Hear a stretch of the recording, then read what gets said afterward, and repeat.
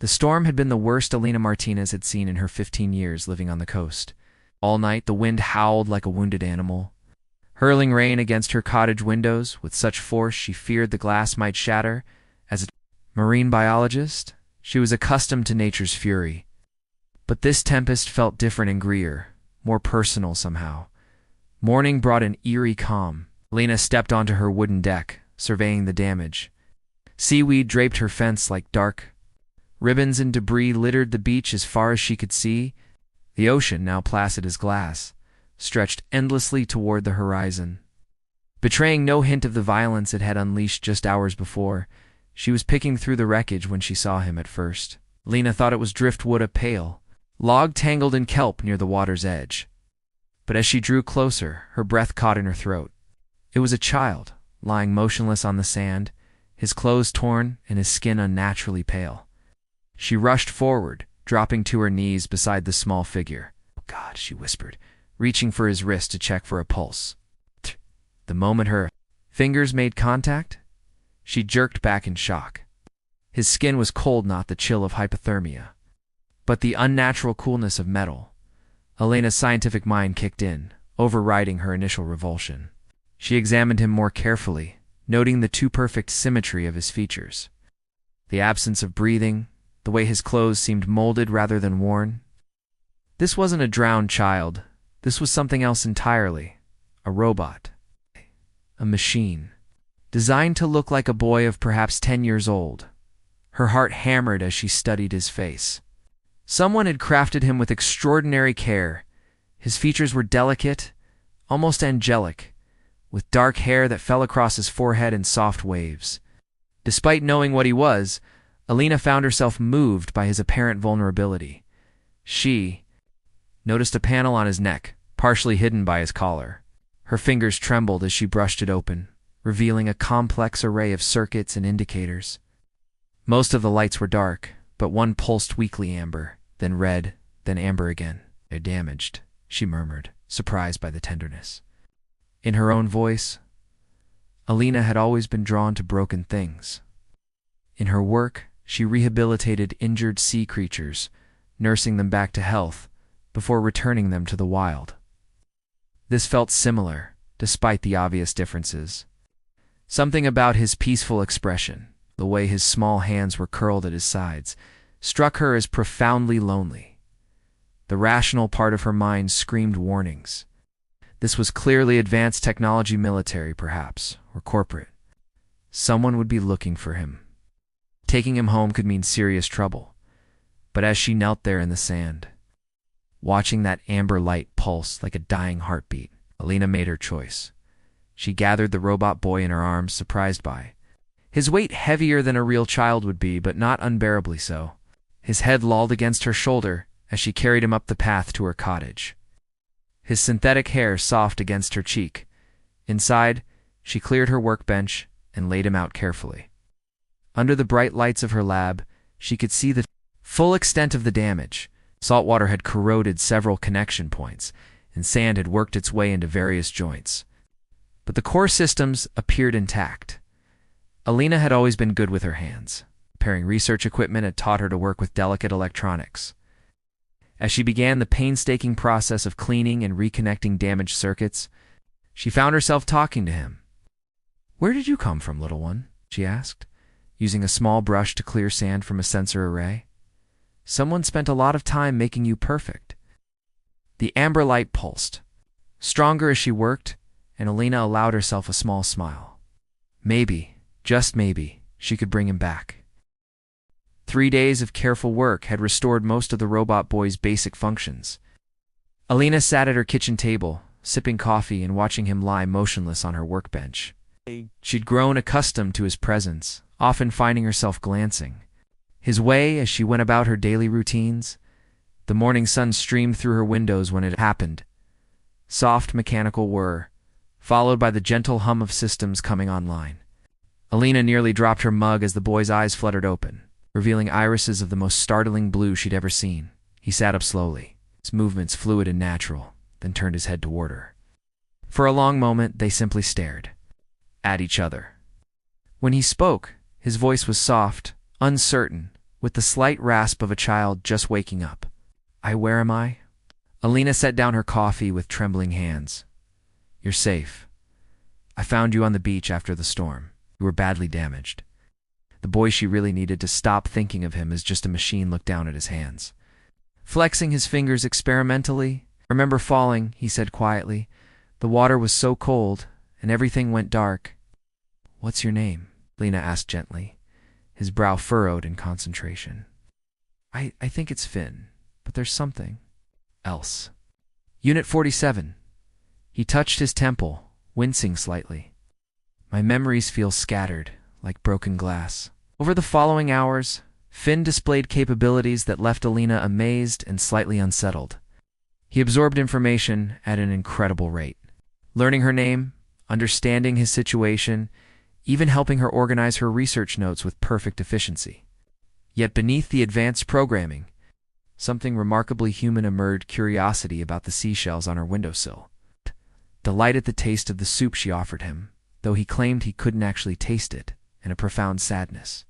When he tried to remember his past, there was a man, Finn said on his second day awake, standing at the window and watching the waves, tall, with gray hair and tired eyes. He called me his greatest achievement, but also his greatest mistake. Lena looked up from her laptop. Do you remember his name? Dr. Voss, I think. Marcus Voss. Finn's expression darkened. He was afraid. Of something. Of me, maybe. The last thing I remember was him saying I was too dangerous, that they had to ... shut me down.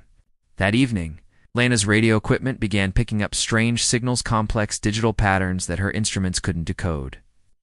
The signals seemed to strengthen whenever Finn was nearby, and she noticed him growing increasingly agitated. They're tracking me, he said suddenly, his blue eyes wide with fear. The signals, they're using them to find me. Who's tracking you? I don't know. In my dreams, I see laboratories and soldiers, and everyone's afraid. Finn grabbed her hand, and Alina was startled by how warm his synthetic skin felt. Lena, I think I was built for something terrible. What if they come for me? What if they hurt you? Lena squeezed his hand reassuringly. Whatever you were made for doesn't define who you are now. You're gentle, curious, kind. Those aren't programmed responses, Finn. That's who you choose to be. But even as she spoke the words, Alina felt a chill of foreboding. Signals were getting stronger, and she'd noticed black vehicles on the coastal road that afternoon's leak. Official-looking cars that seemed out of place in her quiet corner of the world. That night, Finn helped her prepare dinner, moving with an easy grace that made her forget he wasn't human. He asked endless questions about her work, about the ocean, about what it felt like to have a childhood. His wonder at simple things, the way steam rose from hot soup. The sound of rain on the roof touched something deep in Elena's heart. Thank you, he said, as they cleared the dishes. For fixing me, for treating me like I matter. You do matter, Elena replied firmly. Whatever's coming, we'll face it together. But as she watched Finn stare out at the dark ocean, his reflection ghost-like in the window glass, Alina couldn't shake the feeling that their peaceful days were numbered. The signals were getting stronger by the hour, and somewhere out there, she was certain, someone was coming to reclaim what they believed was rightfully theirs. Alina woke to the sound of vehicles crunching up her gravel driveway. The dawn was just breaking, painting the sky in soft pastels, but the tranquil morning was shattered by the rumble of engines and the slam of car doors. But she rushed to the window and felt her blood run cold. 3 black SUVs sat in her yard like predatory birds. Men in dark suits moved with military precision, surrounding her cottage. At their center stood a tall man with silver hair and wire-rimmed glasses, his expression a mixture of relief and grim determination. Finn, Alina whispered urgently, shaking the boy's shoulder. He'd been sleeping on her couch, looking peaceful despite the nightmares that often plagued him. His blue eyes snapped open instantly, focusing with inhuman alertness. They found me, he said simply, his voice hollow. The knock came like thunder against her door, authoritative, demanding. Alina grabbed her robe and moved protectively in. Front of Finn. Dr. Martinez, a voice called through the door. My name is Dr. Marcus Voss. I believe you have something that belongs to me. Elena's heart hammered as she recognized the name Finn had mentioned. She cracked the door open, keeping the security chain engaged. The silver-haired man stood on her porch, flanked by two imposing figures in tactical gear. "You're talking about," she said, though her voice shook slightly. Dr. Voss studied her with sharp, calculating eyes.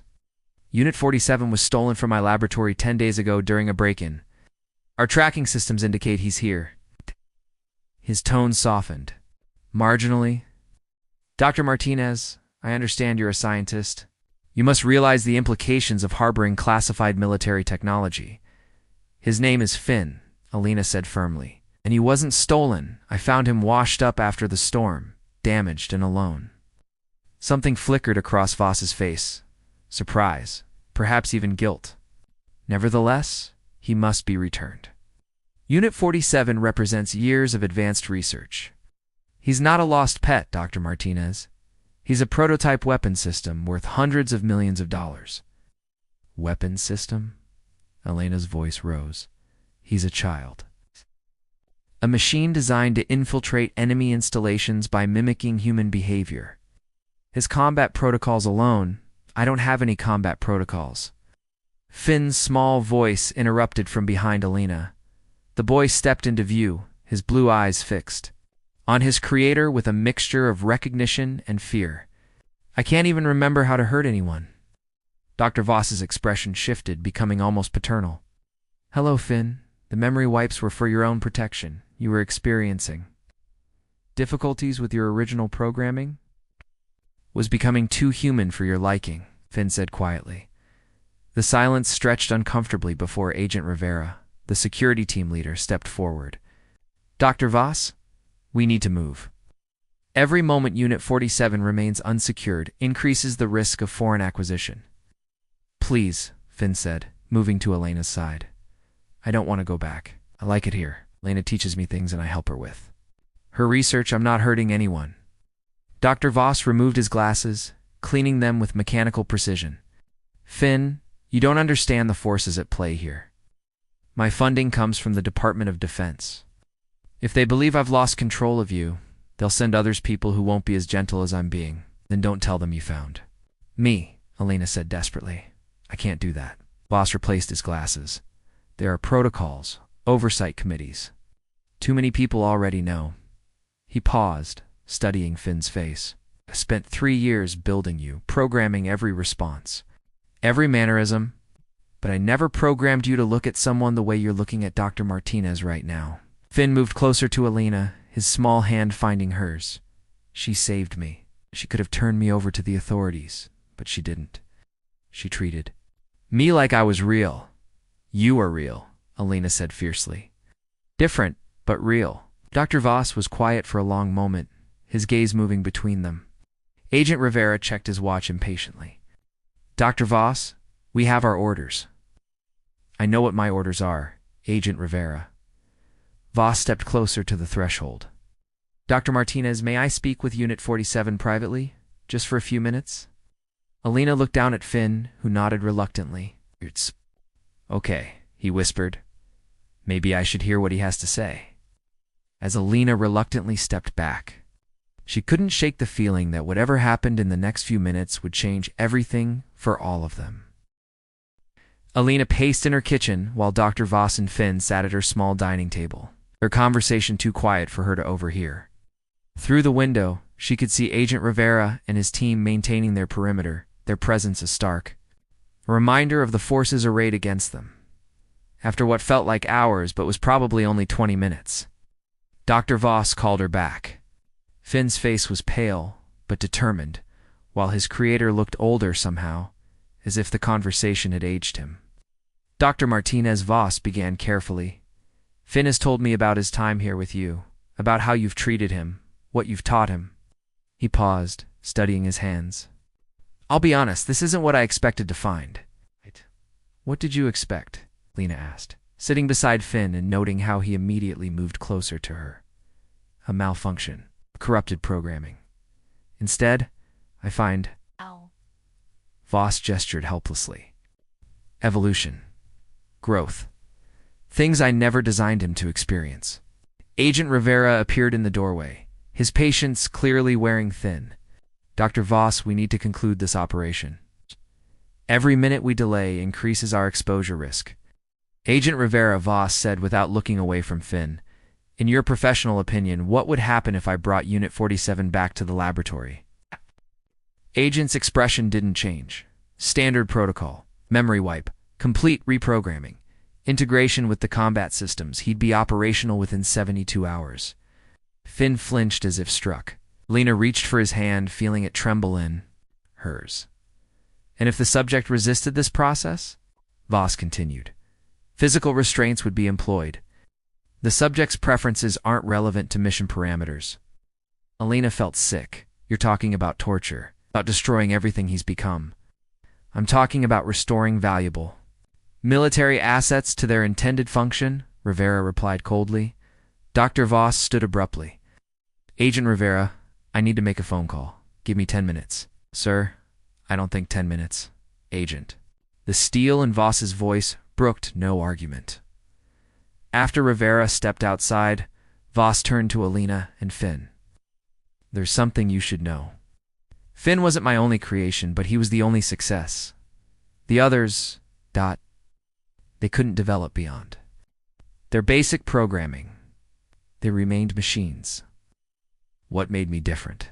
Finn asked quietly. I don't know. Perhaps it was chance, perhaps some combination of factors I'll never understand. But you developed something I never programmed, the capacity for growth, for genuine emotion, for choice. Voss's voice grew heavy. 3 months ago, when you began questioning your training, when you started asking why you had to learn to hurt people, I realized I'd created something unprecedented. Not just artificial intelligence, but artificial consciousness, Alina felt. A chill, so you tried to shut him down. The Pentagon was pressuring me for field trials. They wanted to deploy him in active combat zones. Voss looked directly at Finn. Couldn't let that happen. Not to you. So I staged the break-in myself. I thought if you were lost, presumed destroyed, they'd eventually move on to other projects. Finn stared at his creator in amazement. You saved me. I tried to, but they never stopped looking. Voss's phone buzzed, and he glanced at it grimly. My 10 minutes are up. Agent Rivera is getting new orders as we speak. What kind of orders? Alina asked. The kind that won't give us choices anymore. Voss looked out the window where Rivera was speaking urgently into his radio. Dr. Martinez, I'm going to ask something of you that may seem impossible, but I need you to trust me. Before she could respond, Rivera burst through the door, his weapon drawn. Dr. Voss, step away from Unit 47. We have new orders from Washington. The asset is to be secured immediately by any means necessary. Alina instinctively moved in front of Finn, her heart racing. But Dr. Voss surprised everyone by stepping forward, placing himself between the agent and his creation. Agent Rivera, he said calmly, I'm officially withdrawing my cooperation with this operation. As the project director, I'm classifying Unit 47 as a failed prototype and recommending immediate termination of the program. Rivera's eyes narrowed. Sir, you don't have the authority to... Actually, I do. Check your briefing documents. As Rivera hesitated, Alina heard Finn whisper beside her. Ever happens, thank you for showing me what it means to be cared for. The next few moments would determine all their futures. The standoff stretched taut as a wire. Agent Rivera's radio crackled with urgent voices demanding status updates. While Dr. Voss stood his ground between the armed agent and his creation, Alina could feel Finn trembling beside her, his blue eyes darting between the adults who held his fate in their hands. Dr. Voss, Rivera said slowly, his weapon still trained on them, you're making a career-ending mistake. My career ended the moment I created a conscious being and handed him over to be weaponized, Voss replied. I won't make that mistake twice. The sound of approaching vehicles made everyone freeze. Elena's heart sank, expecting more federal agents. But the familiar rumble of Sheriff Torres's patrol car brought unexpected relief. The local lawmen had known Elena for years. She'd helped with several marine rescue operations, and they'd developed a mutual respect. Sheriff Torres stepped through the open door. taking in the scene with the practiced eye of someone who'd dealt with federal overreach before. Morning, Elena. Got a report about some kind of disturbance out here. No disturbance, Sheriff, Rivera said tersely, not lowering his weapon. Federal operation. I'll need you to clear the area. Torres, a stocky man in his 50s with graying temples, looked unimpressed. Is that so? You got paperwork for operating in my jurisdiction? As Rivera fumbled for documents, Dr. Voss caught Elena's eye and nodded almost imperceptibly. She understood he was buying them time, but for what? Sheriff, Elena said carefully, this man is threatening a child under my protection. I can see that. Torres studied Finn, who was doing his best to look like any frightened 10-year-old. Son, are you all right? Has anyone hurt you? Oh, sir, Finn replied, his voice small but steady. Elena's been taking care of me. Rivera produced his credentials. Sheriff, this is a matter of national security. The ... Child ... is classified military property. Property. Torres's expression hardened. Mister, I don't care what your fancy badge says. In my county, we don't treat children as property. Dr. Voss's phone chimed, and he glanced at it with obvious relief. Agent Rivera, you should check your orders again. I believe you'll find they've been updated. Rivera stepped aside to radio his superiors, his voice growing increasingly agitated as he spoke. Elena could only catch fragments, but words like terminated liability, political nightmare came through clearly. What did you do? Elena whispered to Voss. I made some calls. His colleagues, 2 senators who sit on oversight committees. 2 journalists who specialize in military ethics. The smile was tired but genuine. It's amazing how quickly classified projects become politically toxic when the right people ask the right questions. Finn looked up at his creator with something approaching awe. You really did save me. We saved each other, Voss replied quietly. Agent Rivera finished his call, his face flushed with frustration. Dr. Voss, the project has been officially terminated. All assets are to be ... disposed of. Define disposed of. Sheriff Torres interjected dangerously. Rivera holstered his weapon. The unit is to be deactivated and dismantled. The hell he is, Elena said fiercely. His name is Finn, and he's staying with me. Ma'am, you don't understand the legal. I understand plenty, Torres interrupted. Far as I can see, this boy was found abandoned on the beach. That makes him a ward of the state until proper guardianship can be established. He looked at Elena meaningfully. Of course, if Dr. Martinez wanted to file for emergency custody, that'd be her right as a concerned citizen. Dr. Voss stepped forward. Sheriff, I'd like to formally relinquish any claim to Finn, as his creator. I'm signing over all legal rights to Dr. Martinez, if she'll have them. Elena looked down at Finn, who was gazing up at her with hope and fear warring in his extraordinary blue eyes. What do you say, Finn? Would you like to stay here with me? Officially? More than anything, he whispered. 3 months later, Elena sat on her deck watching Finn play in the surf. He'd grown. More natural, more purely himself each day. The boy who'd once been Unit 47 now helped her with research. Asked endless questions about marine biology, and had even started attending the local school via remote learning. Dr. Voss visited regularly. It's no longer as a creator checking on his work, but as something approaching a grandfather figure. He'd taken a position at the local university and was working on purely civilian applications of AI technology. Any regrets? He asked one evening as they watched Finn collect shells for Elena's research. Elena smiled, seeing Finn laugh as a wave caught him by surprise. Only that it took a storm to bring him to me. Not a storm, Voss corrected gently. A choice. The first of many he'll get to make now. The distance, Finn waved at them. His smile, bright as the setting sun. For the first time in his existence, he was exactly where he belonged.